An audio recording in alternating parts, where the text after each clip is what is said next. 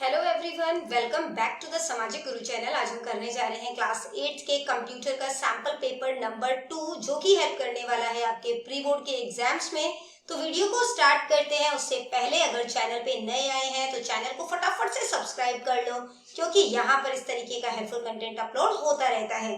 तो चलिए बिना देरी के वीडियो स्टार्ट करते हैं। तो बच्चों, पेपर आपका 40 मार्क्स का आएगा। टाइमिंग आपको 2 आवर्स की दी जाएगी। पार्ट ए में 17 ऑब्जेक्टिव टाइप क्वेश्चन है जो कि 1 मार्क्स के हैं। पार्ट बी में 5 शॉर्ट आंसर टाइप क्वेश्चन है जो कि 3 मार्क्स के हैं। और पार्ट सी में 2 लॉन्ग आंसर टाइप क्वेश्चन है जो कि 4 मार्क्स के हैं। ठीक है, तो पार्ट ए स्टार्ट करते हैं। Multiple choice question and fill in the blanks. Question है, which of the following phonetic font can be use for typing in Punjabi. तो पंजाबी में टाइप करने के लिए कौन से फोनेटिक फॉन्ट का इस्तेमाल किया जाएगा? तो आंसर है अनमोल लिपि। ठीक है, अगला क्वेश्चन है, international network of computer is known as, यानी कि इंटरनेशनल नेटवर्क ऑफ कंप्यूटर नु डैश कहा जाता है। आंसर है इंटरनेट। अगला है, dash is a presentation graphics software. तो प्रेजेंटेशन ग्राफिक्स सॉफ्टवेयर जो है वो कौन सा होता है? Power point.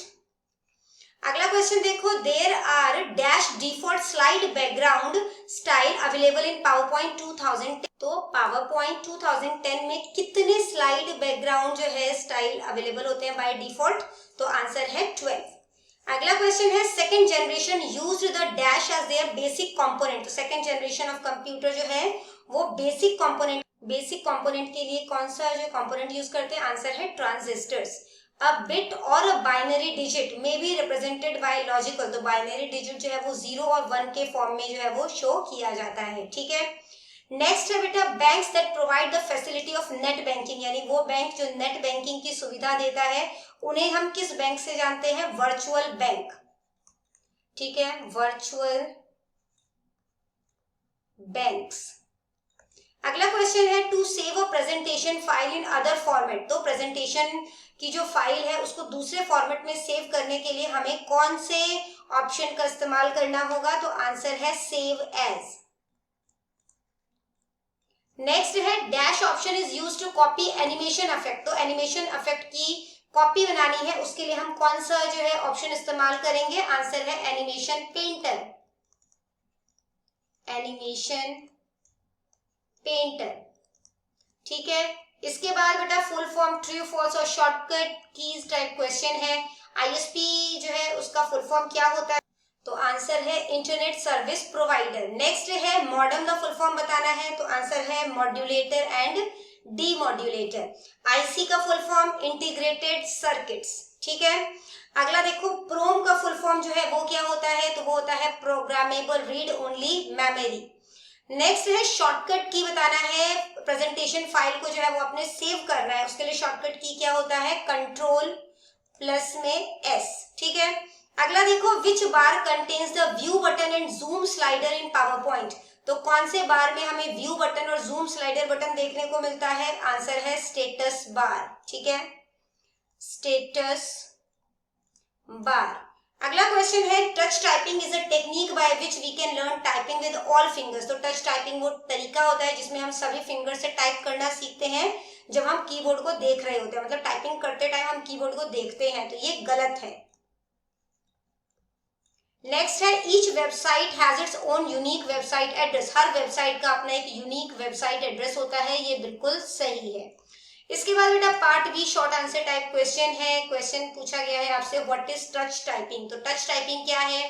टच टाइपिंग एक तरीका है, एक टेक्निक है जिसमें कि हम फिंगर से टाइप करना सीखते हैं स्टेप बाय स्टेप, बिना मतलब कह सकते हो बिना कीबोर्ड को देखे हुए। ठीक है, अगर हम हर टाइम जो है वो कीबोर्ड पे सही बटन ढूंढते रहेंगे ना, तो क्या होगा? हमारी टाइपिंग स्पीड जो है वो स्लो हो जाएगी। ठीक है, अगला क्वेश्चन देखो, how will you play presentation for the audience in PowerPoint. तो पावर पॉइंट में अपनी जो प्रेजेंटेशन जो आपने बनाई है वो ऑडियंस के लिए आप किस तरीके से चला सकते हैं? तो देखो, इसके लिए 2 तरीके हैं। या तो आप F5 बटन का इस्तेमाल कर सकते हैं। ठीक है, तो प्रेजेंटेशन है आपकी वो फर्स्ट स्लाइड से स्टार्ट हो जाएगी। ठीक है, अगर जिस भी स्लाइड को आपने चूज किया हुआ है वहां से आप अगर जो है करंट स्लाइड से यानी कि आप प्रेजेंटेशन जो है वो स्टार्ट करना चाहते हैं तो उसके लिए शिफ्ट के साथ F5 की प्रेस करना होगा, ठीक है। पंजाबी मीडियम में भी आंसर जो है वो साथ साथ दिए जा रहे हैं और समझा मैं आपको साथ साथ ही रही हूँ, ठीक है। अगला क्वेश्चन देखो, एनिमेशन क्या होता है वो आपने बताना है। तो एनिमेशन एक विजुअल इफेक्ट है, मतलब ऐसा इफेक्ट है जिसको कि हम देख सकते हैं। These effect indicate movement on the object, और इससे जो ऑब्जेक्ट है या कोई शेप है उसमें मूवमेंट आ जाती है। ये हम जो एनिमेशन है वो किन्हीं भी चीजों पर लगा सकते हैं, जैसे कि टेक्स्ट, पिक्चर, चार्ट, शेप, है ना। और we can use the animation tab to apply animation effect to the presentation. और प्रेजेंटेशन में जब हम जो है एनिमेशन इफेक्ट लगाना चाहते हैं तो इसके लिए हमें एनिमेशन टैब का इस्तेमाल करना पड़ेगा। अगला क्वेश्चन देखो, इस क्वेश्चन में आपको चॉइस दी गई थी, तो चॉइस वाला क्वेश्चन है कि how will you preview animation in PowerPoint. तो आप एनिमेशन को किस तरीके से देख सकते हैं पावर पॉइंट में पहले ही, ठीक है। तो देखो इसके लिए आप प्रीव्यू बटन का इस्तेमाल कर सकते हैं जो कि आपको एनिमेशन टैब में देखने को मिलेगा। इसके अलावा animation effect will begin to play for the current slide. तो जब आप इसको इस्तेमाल करेंगे तो एनिमेशन इफेक्ट जो है वो करंट स्लाइड के लिए प्ले हो जाएगा, ठीक है। नेक्स्ट है आईसी क्या है, ठीक है। तो आईसी जो है वो क्या है, देखो आईसी जो है इंटीग्रेटेड सर्किट होता है। एक जो सिंगल आईसी होता है उसमें काफी सारे ट्रांजिस्टर, रजिस्टर और कैपेसिटर्स होते हैं, ठीक है। आईसी जो है वो इन्वेंट किया गया था जैक केल्बी द्वारा, और ये जो सर्किट होते हैं were use to make third generation computer. इनका इस्तेमाल किया गया था थर्ड जनरेशन ऑफ कंप्यूटर्स को बनाने के लिए, ठीक है। अगला क्वेश्चन देखो कि अलग अलग टाइप के जो रोम है वो आपने बताने हैं या फिर प्राइमरी मेमोरी क्या है, ठीक है। तो देखो जो रोम है उसका फुल फॉर्म होता है रीड ओनली मेमोरी, और अलग अलग तरीके के जो रोम है वो है एम रोम यानी कि मास्क्ड रोम, फिर प्रोम यानी कि प्रोग्रामेबल रोम। तो आप उसका फुल फॉर्म भी लिख सकते हो, programmable read only memory. E PROM erasable and programmable read only memory. E PROM electrically erasable and programmable read only memory, ठीक है। इसके बाद था प्राइमरी मेमोरी क्या है। तो प्राइमरी मेमोरी जो है वो इंटरनल मेमोरी होता है। इस मेमोरी को मेन मेमोरी भी कहा जाता है। The CPU has direct access to this memory, और सीपीयू का डायरेक्ट एक्सेस होता है इस मेमोरी तक। Computer can not start without this memory, और कंप्यूटर इस मेमोरी के बिना स्टार्ट नहीं हो सकता। प्राइमरी मेमोरी जो है उसको दो मतलब की कैटेगरी में डिवाइड कर सकते हैं, एक होता है रैम और दूसरा होता है ROM. CPU can read data from these memories very quickly, और सीपीयू जो है जब वो डेटा जो है वो इन रैम और रोम से बहुत जल्दी क्विकली जो है वो रीड कर पाता है, ठीक है। इसके बाद लॉन्ग आंसर टाइप क्वेश्चन है, और क्वेश्चन पूछा गया है what are the main services provided by the internet, explain briefly. तो कौन कौन से जो है सर्विसेज जो है ये हमें प्रोवाइड करते हैं वो हमने बताना है इंटरनेट। तो इसके थ्रू हम जो है ईमेल कर सकते हैं, है ना, एक दूसरे से बात कर सकते हैं, ई कॉमर्स यानी कि व्यापार कर सकते हैं, ठीक है। कोई सामान परचेज करना हो तो वो कर सकते हैं, किसी चीज को सर्च कर सकते हैं, सर्फिंग कर सकते हैं, वीडियो कॉन्फ्रेंसिंग कर सकते हैं, इसके अलावा फाइल को डाउनलोड भी कर सकते हैं, ठीक है। अगला है कि इंटरनेट हमें कौन कौन सी सुविधाएं देता है वो आपने बताना है। तो देखो जो इंटरनेट है उसके थ्रू जो है हम न्यूज़ पढ़ सकते हैं, है ना। इसके अलावा जो है आर्ट और एंटरटेनमेंट का सोर्स होता है, हम सामान जो है वो खरीद सकते हैं। ईमेल या मैसेज जो है बेसिकली वो हम भेज सकते हैं किसी को या प्राप्त कर सकते हैं। रेलवे की टिकट, एयर टिकट वो हम बुक कर सकते हैं, अपने फ्रेंड्स है ना रिलेटिव्स के साथ चैटिंग कर सकते हैं। अगला क्वेश्चन देखो, write the steps to view online result. तो ऑनलाइन रिजल्ट जो है देखने के लिए कौन कौन से स्टेप को फॉलो करना पड़ेगा हमें। तो देखो सबसे पहले हमें वेब ब्राउजर जो है वो ओपन करना पड़ेगा, फिर जो मतलब वेबसाइट का जो यूआरएल है ना, उसको टाइप करना पड़ेगा, फिर सेशन और क्लास जो है वो भरनी मतलब कि आपने भरना है, ठीक है।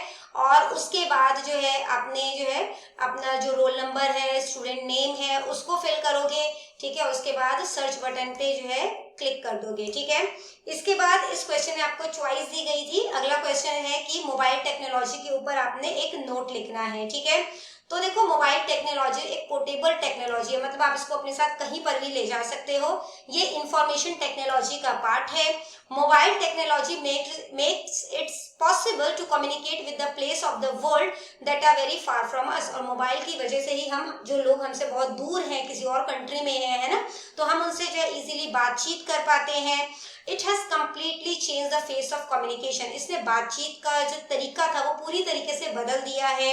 और इसके अलावा मोबाइल टेक्नोलॉजी का जो इस्तेमाल है वो इस प्रकार है, हम इसको एजुकेशन में इस्तेमाल कर सकते हैं, इसके अलावा सर्वे करने के लिए, बैंकिंग के क्षेत्र में या डेटा को एनालाइज करने के लिए। ठीक है, तो बच्चों करते हैं इस वीडियो को यहीं पे खत्म। आई होप सारे ही क्वेश्चंस आपको बहुत अच्छे तरीके से क्लियर हो गए होंगे। अगर वीडियो पसंद आई तो लाइक जरूर करिए।